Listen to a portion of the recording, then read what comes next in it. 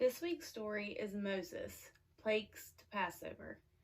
It comes from the book of Exodus, chapter 5, verses 1 through 12. Moses returned to Egypt, and along with his brother Aaron, helped to convince the Israelites that God was answering their prayers. They then went before Pharaoh,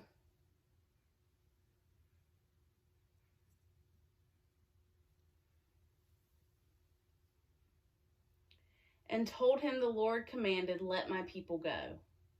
But Pharaoh's heart was hardened, and he commanded that the slaves would no longer be supplied with what it took to make the bricks, but must gather the supplies themselves and still make the same number of bricks. The Israelites cried out about this injustice to Moses and Aaron. So Moses and Aaron turned again to God. God remembered God's covenant with the people and promised again that they would go to the land flowing with milk and honey. God told Moses and Aaron that the people would know the wondrous powers of God, but again and again would Pharaoh's heart be hardened. God promised that eventually the people would be set free.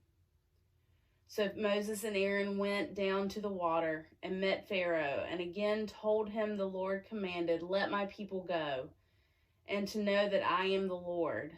The staff in Moses' hand will strike the Nile, and it will be changed into blood.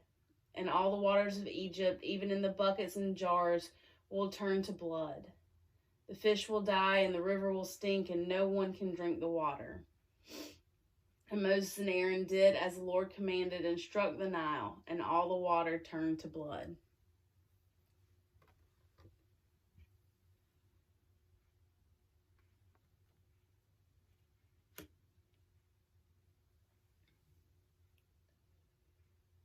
But the Egyptian magicians did the same thing by their secret arts, and the Pharaoh's heart was hardened. He would not listen to Moses and Aaron. 7 days passed, and again Moses and Aaron asked Pharaoh to do as the Lord commanded and let my people go. But Pharaoh's heart was hardened, and thus the plague of frogs.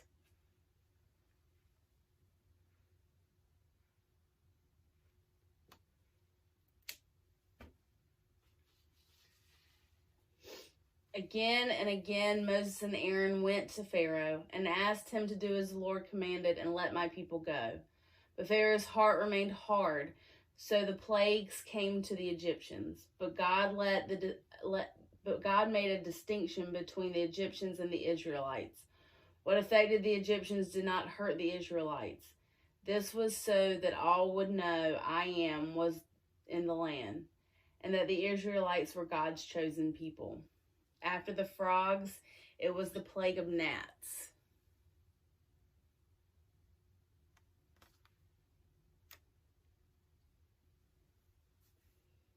And after the gnats, it was the plague of flies.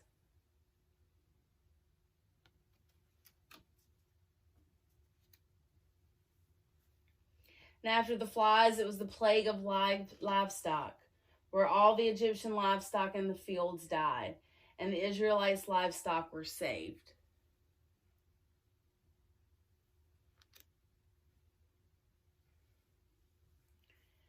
After the livestock, it was the plague of boils.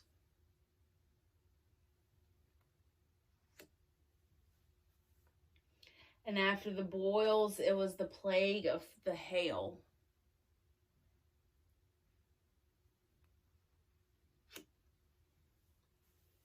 After the hail, it was the plague of the locusts.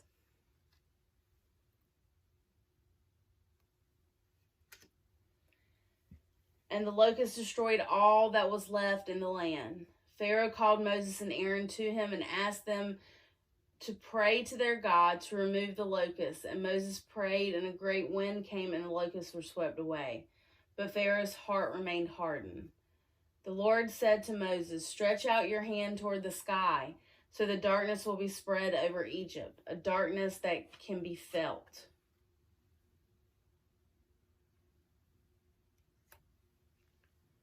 So Moses did as the Lord commanded, and total darkness covered the land for 3 days.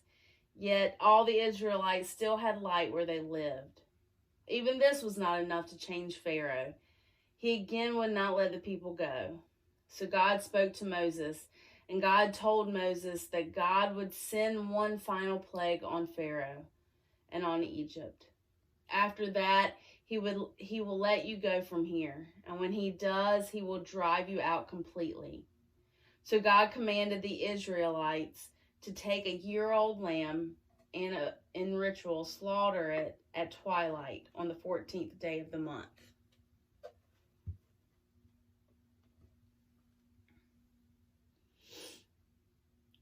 They are then to take the blood and put it on the sides and tops of the door frames of the house where they eat the lambs.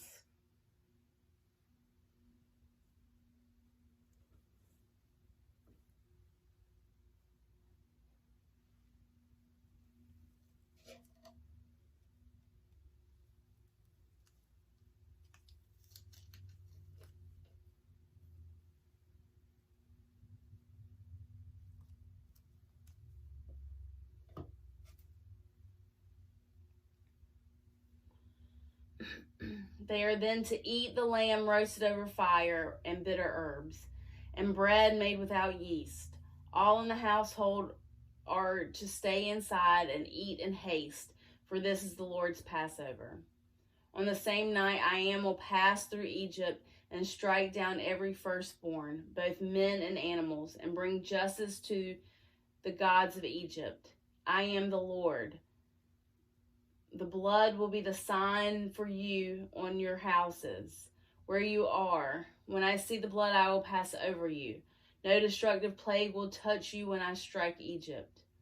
At midnight, the Spirit of the Lord came to Egypt and struck down all the firstborn in Egypt.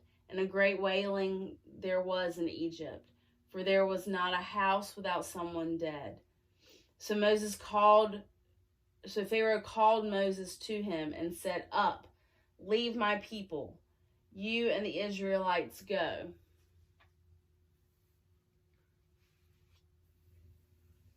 Why do you think it took so many plagues for Pharaoh to let the people go? Which plague do you think was the worst, besides the death of the firstborn? How do you think the Israelites felt when the plagues did not affect them? And how do you think the Egyptians felt when they saw the plagues did not affect the Hebrews?